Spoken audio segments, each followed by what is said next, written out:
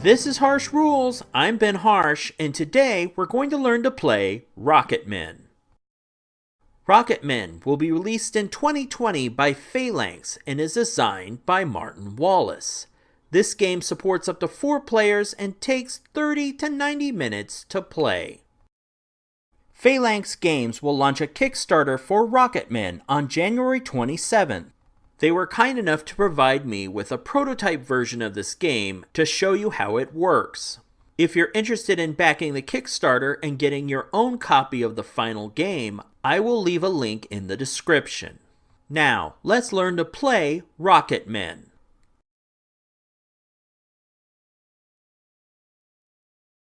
Rocketmen is a deck-building game where up to 4 players assume the role of private space industries. These industries accept contracts in the form of missions, construct rockets, and expand their corporate interests into the solar system. I'm going to walk you through an overview of Rocketmen and give you a better idea of how the game works. The top half of the Rocketmen game board is a map with a flight path that leads from the Earth's surface into orbit, then on to Luna, and finally to Mars. Each destination, whether it be Terra, Luna, or Mars, is rife with commercial opportunities. These opportunities are represented by various space facilities as shown on their panel. The first player to establish a facility in each category and place their marker wins the most victory points. Those players that establish facilities later earn less victory points. Players win the game by achieving a set number of victory points determined by their scenario, building one of every type of facility at each location, or after at least one facility is built at each location, Terra, Luna, and Mars, a player places a 5th or 6th facility at any one of these. To accomplish missions and place facilities, players will purchase components to construct rockets on their player mats. Each player has their own deck of mission cards. These cards double as a list of missions that players can embark on, as well as the game's currency. Each turn, players will select one mission from their hand of 6 mission cards. The remainder of the cards they will use like currency. On their turn, players will use their currency, called credits, to purchase one engine and additional asset cards from the display at the bottom of the game board. Players will then use these parts to build rockets on their launch pad space. The strategy behind rocket construction is to develop a vehicle with enough rocket points to reach its destination. Once the rocket is ready, players will place a spaceship token on the zero space of the flight path. Players will then draw success cards from the center of the board. These cards show random numbers that determine the number of spaces the rocket proceeds along the path. If the rocket reaches its destination, the mission is a success and a new facility is constructed. Players place their marker on the facility space and collect victory points and any additional rewards from that mission. Awards come in the form of counters that can be placed on the player's mat. These counters can be flipped every turn to provide additional resources. Now that you have a general feel for the game, let's take a closer look at the game's setup and the first player's turn. Now, I'm not going to cover every single rule in this preview, but I will give you enough of the mechanics that you should have a pretty good idea of how the game works and whether it's something you would be interested in. Now, with all that said, let's get started.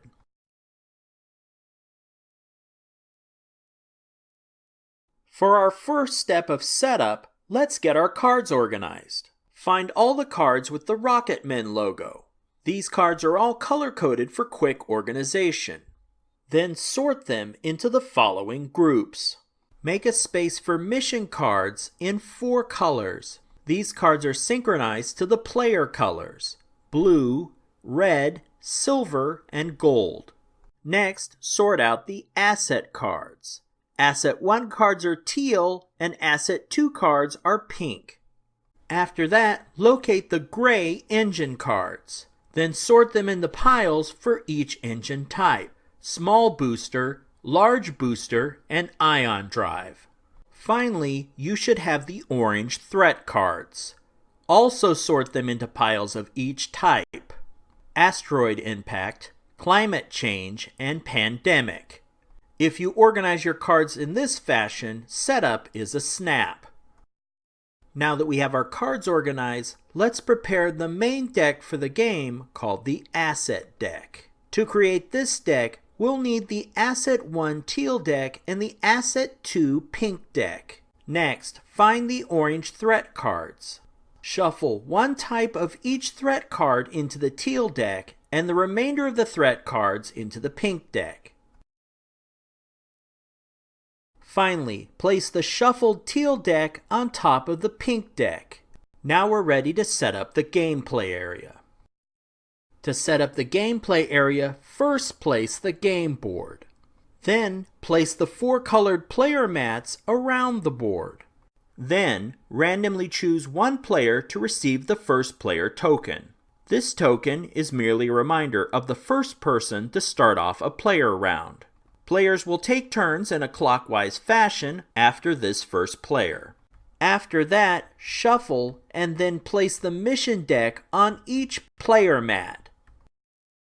Next, on the game board, place the asset deck, then draw 6 cards and place them on the spaces of the display area. Take the stacks of engine cards we sorted earlier and place them on the spaces above the display track. Then place the mission success cards, the cards with the rocket ship on the back, on the space at the center of the game board. On the curved flight path running through the center of the board, place the Luna token on the Luna space and the Mars token on the Mars space. The first players to reach these spaces claim these tokens as victory points. After that, sort through the player tokens. Each player has a hexagon-shaped token in their color used to track victory points. Place these on the 0 space of the victory point track on the right side of the game board. The remaining tokens can be stored next to the player's playmat. Finally, each player will draw 2 personal goal cards and keep them secret from the other players. These cards provide additional ways for players to earn victory points. For a greater challenge, players can place variant rule cards at the top of the game board. However, this is not recommended for beginning players. And with that, the game is set up and ready to play. Next, let's walk through an example of the first player's turn.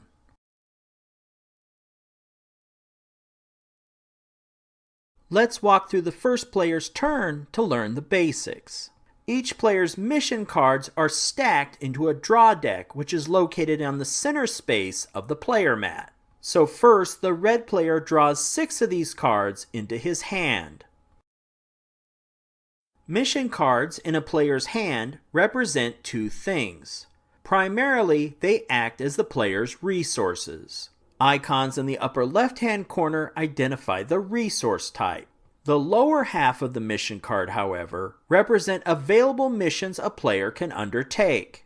A player can undertake only 1 mission per turn. To establish this turn's mission, the red player will need to select one of the mission cards from their hand and place it on the mission site space of the player mat. Anytime a player moves cards from their hand to either the mission site or the launch pad, it costs 10 credits.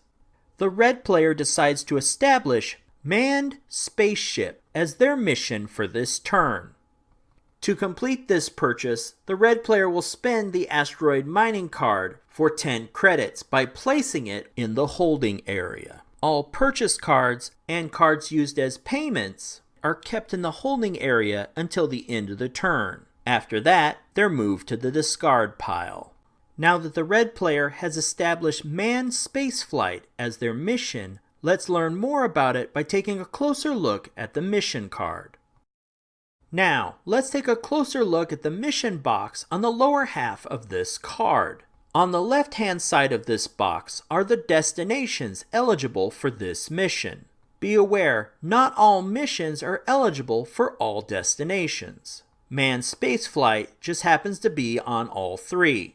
The mission icon on the right side of the box can be matched to its counterpart in each destination's panel on the game board. Beside the destination icons is the rocket point requirements. A player will need this many rocket point resources attributed to their rocket to attempt a journey to that destination.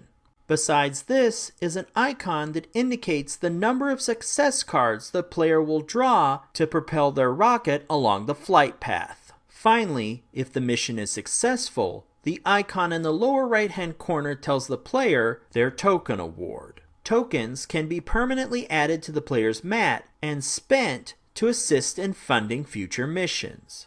Now that we understand mission cards a little better, let's go shopping at the display. The displays are located at the bottom of the game board. There are 2 of them with available items for purchase: the engine display and below it the general display. The engine display obviously sells engines, and the general display sells asset cards, as well as threat cards. Now, to conduct a mission, the red player needs a rocket, and a rocket must have an engine, but it can only have one. Therefore, the red player needs to buy one. However, this early in the game, he doesn't have a lot of credits left, but he has enough to buy a small rocket booster, which costs 30 credits. The red player spends his space station and manned base cards for their 30 credits of resources. The red player places the cards they used to buy the engine in the holding area, then takes their new engine and also places it in the holding area. To get it to the launch pad, he spends his Space Hotel card for 10 credits. Now, with the rocket points from the mission card, 1, and the rocket points from the small rocket booster, 2, the red player now has the required 3 rocket points to launch their mission, which is a good thing because he can't do much else with the cards he has left in his hand anyway.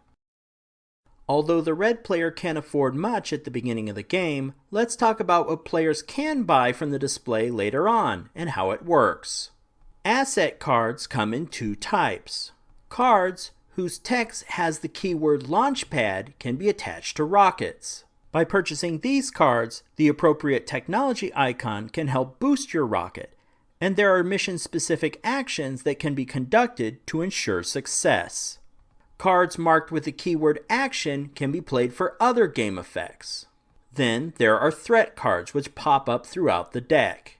Threat cards are additional challenges players can add to their hand for victory points at the end of the game. Each threat card fills one of the total 6 cards they can hold per turn.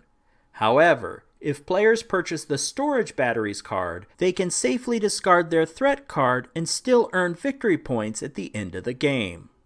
Another nuance about the display: the first time a player buys a card, another card is immediately drawn to replace it. However, that card is placed in a lowered position. In this position, the player can easily see an X. This means this is the last card that can be purchased from this space during the player's turn. Therefore, a maximum of 12 cards can be purchased from the display per turn. Cards on the display will be returned to their top position at the end of the current player's turn. Now that we have a better understanding of the asset and threat cards as well as the display, let's continue with the mission. Okay, the red player is ready to launch their first mission to Luna's orbit, and they place the rocket token on the 0 space of the flight path. A mission to Terra allows the player to draw 3 success cards to attempt to reach their destination.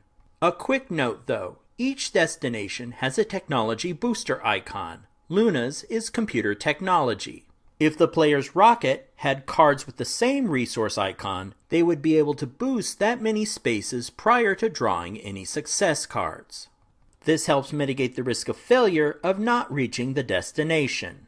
Unfortunately, since the red player is just starting out in his career in space, he doesn't have any cards tied to his rocket with these icons. But maybe he will for future missions. Instead, the red player needs to hope the odds are in his favor today and draws the first success card.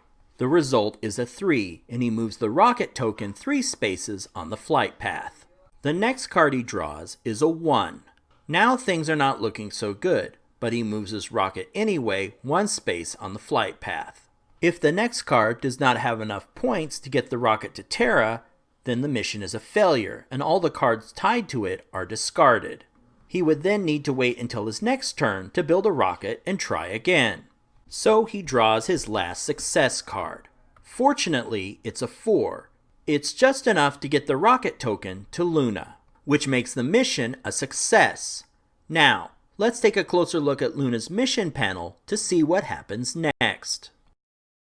Each mission panel next to its respective destination is organized in roughly the same fashion.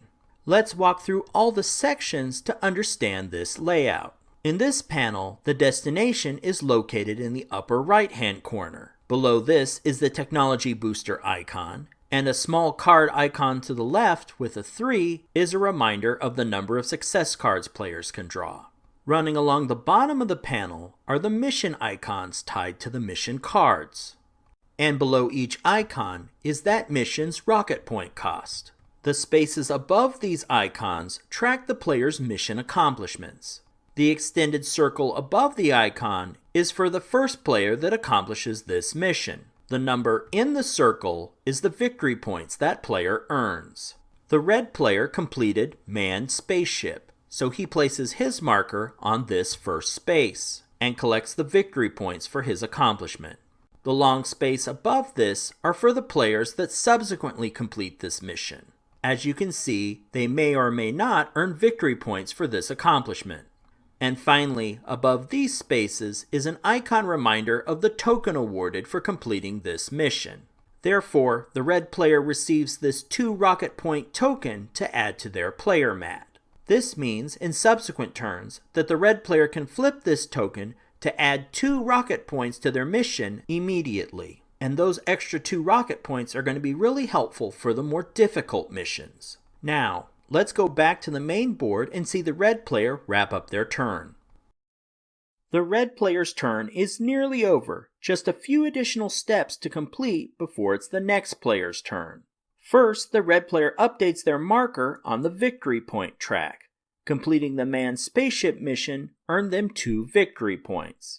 Next, they place their token reward from that mission on their player track. Following this, the red player moves all their cards from the launch pad, the mission site, and holding area to their discard pile. Also, if he'd used any tokens in his turn, he'd refresh them to their full side, and any cards in the display that were pulled down would be returned to the top position. Finally, he takes cards from the draw pile to refill his hand back to 6 cards. And with that, the red player's turn is complete. If you'd like to see what happens next, then secure your own copy of Rocketmen by supporting the Phalanx Games Kickstarter on January 27th. If you found this video helpful, please give me a like and share with your friends. To be the first notified when the next episode of Harsh Rules becomes available, please hit the bell icon for notifications. And as always, this has been Harsh for Harsh Rules. Thank you so much for watching, and I'll see you on the next video.